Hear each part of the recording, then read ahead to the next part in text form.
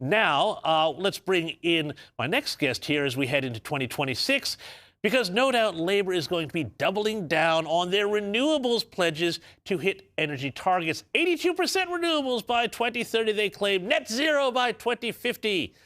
Unrealistic? Yes. Long term? Definitely not. It's going to start biting soon. Energy experts have endlessly warned the Labour government of an unstable grid, soaring power prices, and an energy system Australia simply cannot afford. Ideology over reality, and households, as I'm sure you well know, are paying the price. Well, joining me now to talk about this is Head of Energy Research at MST Financial, Saul Kavanagh. Saul, thank you so much for joining me this evening. Australians are sick and tired of hearing this rhetoric, this shtick about power prices are falling when that's clearly not being reflected in their bills. What is going on here?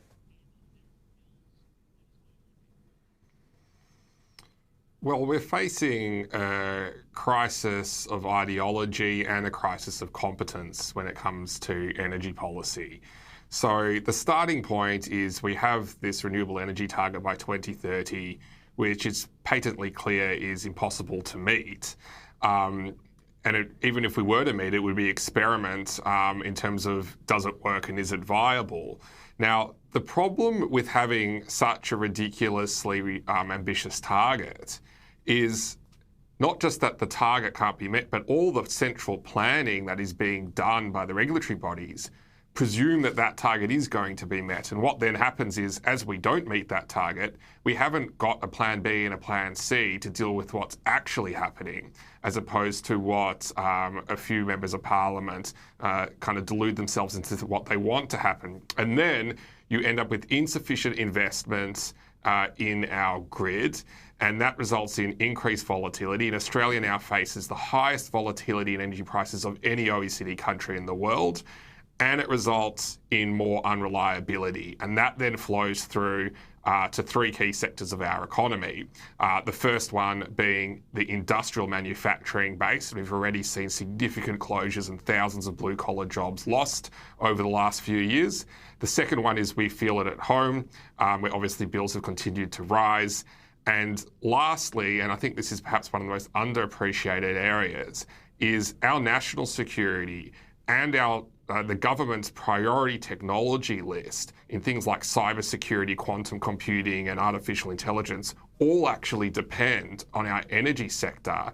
And we're seeing our national security agenda and our technology agenda being held back and let down by our energy policymakers. And the future of Australia's economy and security is actually at stake here. It's not even just about our bills at home.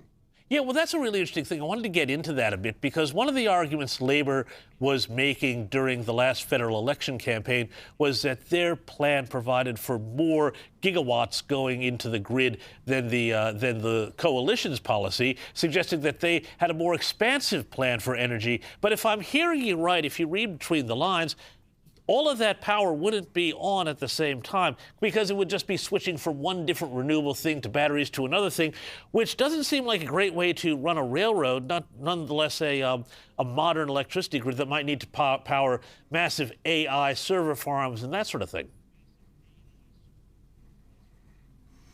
Yeah, so perhaps to kind of illustrate it, our artificial intelligence future, our national security and cybersecurity agenda all rely on having sovereign data centres, which are very energy hungry. But they also demand an exceptionally clean and reliable signal. So renewables are particularly unsuited to our data centre agenda, and that's where you need much more reliable, consistent power. And the problem where you have unreliability, for example, with a data centre is data centres underpin drug dispensation in ICU and hospitals. They underpin air traffic control at our airports. It underpins our ability to launch our navigation system for missiles and aircraft in the case of a war situation. So you can't have that data sitting in a foreign country. It has to be here. Now I want you to imagine what happens to air traffic control or an ICU unit if it stops working for just 10 minutes, let alone a day. And the situation is dire, and that's why you cannot have an increasingly unreliable grid while also trying to build all these core health, national security and technology agendas at the same time. We need to get back to reliability taking priority again. Otherwise, again, that technology and national security agenda gets held back. And finally, Saul, just want to ask you, too, about some other events going on around the world. One of the things Labor has always blamed rising power prices on was Russia's invasion of Ukraine and what that did to energy prices. Well, Venezuela now, the situation there is that the U.S. might be bringing back all of that capacity for the world market. Would that wind up, is the Trump action in Venezuela potentially going to bring oil prices down? And would that have any flow-on effect to our own energy prices, not just our prices at the pump? Well, before I just touch on the Venezuela question, if I could just please address this excuse that we keep hearing from the government that higher prices are due to the impact of the Ukraine war on gas. Today, international gas prices are lower than they were prior to the Ukraine war. So it's no excuse. The reason prices are higher today is because of policy settings. It's got nothing to do with the Ukraine war or global gas markets. But to come to your question on Venezuela, look, obviously very early days.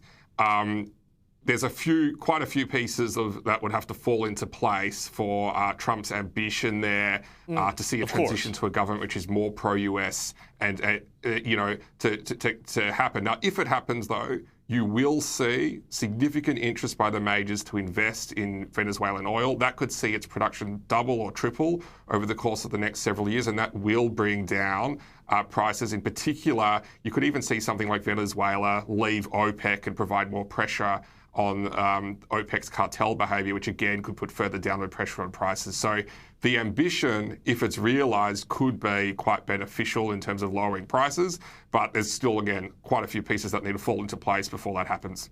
Well, Saul, as a V8 driver, I am hoping that it does all fall in place. Thank you so much, Saul Kavonic.